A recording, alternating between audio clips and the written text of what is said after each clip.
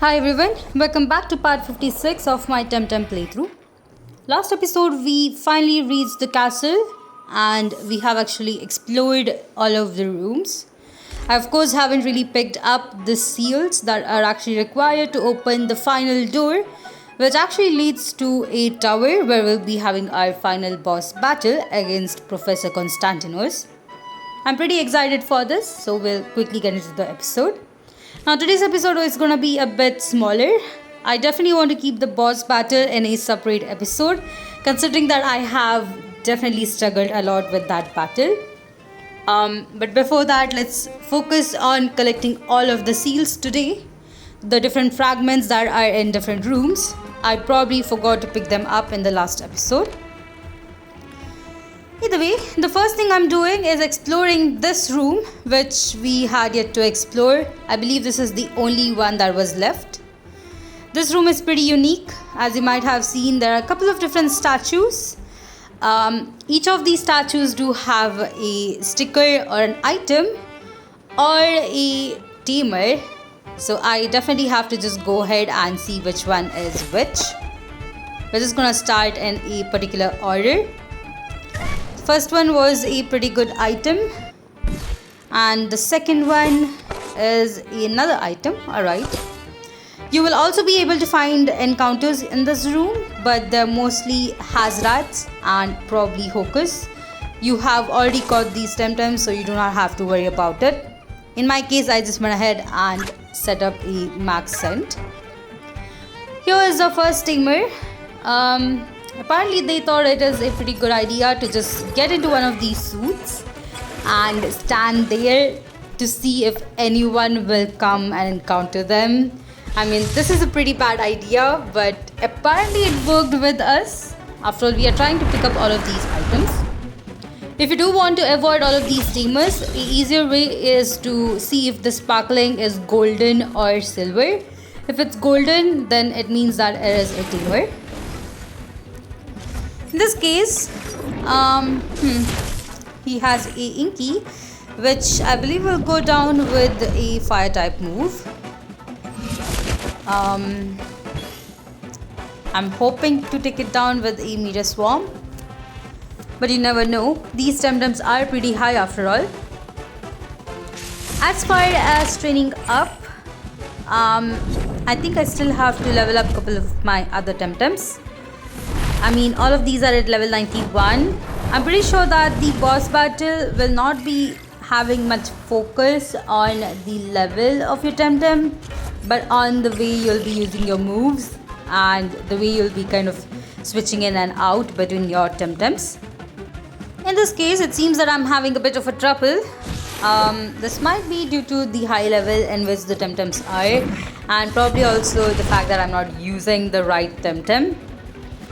As for Archnox, I think I should have gone with a wind technique, but I was more focused on taking down its partner. But there we go, that one was good. Oshukai can just go ahead and be as it is. I definitely have to switch out Antan, considering that it is 4 times weak to the moves on Archnox.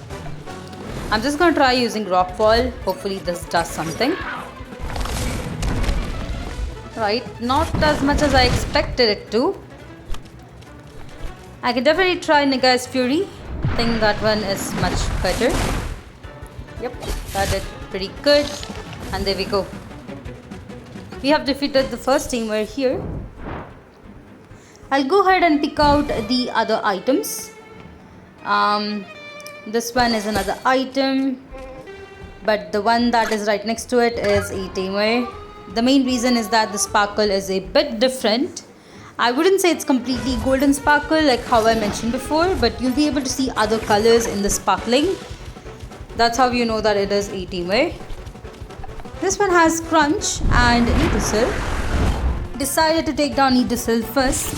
As for Crunch, I'm pretty happy that Arcanite is able to do pretty good damage on it. I believe if I did have my starter guys outside, it would probably have done even more damage on this Crunch. Arcanite is now at level 91. I did actually level it up offline after the last episode. I think it is much more powerful now since it is in the same level as my other team members are. But I definitely have to level them up a bit more, maybe around 92 or 93. I think that would be better.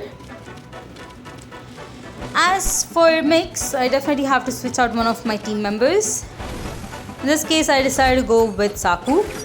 Going into Nagase, I think this will be much easier. Also decided to switch into Oshukai. I'm usually not worried about a battle unless it is a boss battle. We did have some of them completed. We did actually do pretty well against General X, so I'm having a better hope for the final boss. I'm also interested in completing all of these side quests. I believe we have quite a few. I'm just wondering how long it would actually take me to complete all of them. Pretty sure that it is going to cover at least 2 to 3 episodes. It depends on the length of the quest itself. I'm also pretty sure that we'll have a couple of newer sub-quests or side quests that are going to open up once we become the, I would say, the boss of the game.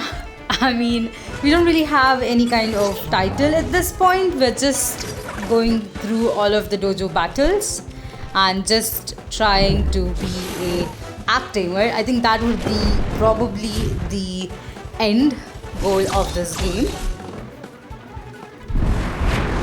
Here's the next tamer. Decided to find him right after this. He has a magmat, which I do have to be a bit careful about. Might have to switch into Nagase. Unfortunately, Nagase is not in full health, so I decided to go into Oshukai. I'll be able to take it down with probably a rock fall. Ooh, alright. That's pretty good. Let's see how this goes. And we did pretty good damage. This should take it down. Right, that was pretty good teamwork right here. Let me quickly pick up the other items. We have one here. I believe we have one more tamer left, which is right here. Right. I believe this is the last tamer we have in this room. I think the last tamer or the NPC will be actually fighting. Of course, I'm not counting the boss. But okay, he has Erect Knight and Zare. It seems that Zare is pretty popular considering a lot of teamers have had this one in the team. I believe we also had a specific side quest where we had to catch a Zare and give it to a particular NPC. So it seems to be pretty popular. I wonder if it's because of its design or maybe because of its typing. Either way, we're able to take it down with one hit. As for Red Knight, I might have to switch out. I do have crystal type moves on Antan. Hopefully this one will help. Up next we have Rikesh. All I have to do is take it down with a rock fall, which I think is still activated. Yep, we're able to take down Red Knight and do pretty good damage against Rikesh. As for it, I think I'll just go with the random move or probably try and switch out. I definitely have to heat up my TemTems after this battle. Now, the previous move was a newer one that I've seen. I wonder which move it is. After all, I don't have Rikesh in my team. At some point, I would have to evolve my Pyko. Of course, I'll be trying to complete the Tempopedia. Hopefully, I will get all of these details in it. Either way, we have 2 more items. Ooh, this one seems to be another tamer, so I guess I was wrong. We do have one last tamer here. Let's quickly go ahead and defeat him. He has a Mimit. I bet this one is at level 100. It did switch into my Oshukai, which is surprising. Yep, digital moves do pretty good against it, so I'm happy about that. hopefully the next turn Mimit will go down. I believe Mimit is pretty unique to itself. It does copy our DNA, but I wonder if it copies the stats as well. Maybe it does. That is something I would have to check out. Alright. Now that I have defeated all of the teamers and collected all of the items, sadly there is one more room to explore. If you remember, we were supposed to rescue a certain tamer called Nala. She's still imprisoned in the basement, and that is where I'm gonna go ahead and head into next. Here we are. This is the basement. We have a couple of items which I think I'll go ahead and quickly pick up. Here's another sticker. As far as stickers go, I think we had to collect around 75 of them to get the next gift, but I'll just keep it aside. Once we do complete the whole game, at some point I will go ahead and collect all of the other ones. We also have to repair the damaged ones, so I do have to be a bit careful about that. But we did pick up a couple of hidden items. Once we come here, we see Nala. She is pretty happy that we are able to rescue her. Once we do rescue her, she steps out. We do talk about how all of these issues have been happening and how we really do not have enough time to explore and explain everything to her. We request her to come with us. Here we are outside. We have Nerlin as well as the stowaway. I really wish the stowaway had a name because they never really talk about it. But now that we have done this, the only thing left to do is go ahead and call Andrea. She's the only other one. Of course, Carlos comes in with Lady Lottie. She talks about how this is her castle and how it's now being destroyed by Constantinos. We do have to open up a door that is right in the north of here, but we do have to collect the fragments of a seal. There used to be a seal. Unfortunately, it was cruelly destroyed. She does give us the third piece of the seal, but we do have a couple more to find out. I'll definitely go ahead and pick up the seals. Now, I should have actually picked them up initially when I was exploring each of these rooms. Unfortunately, I did not.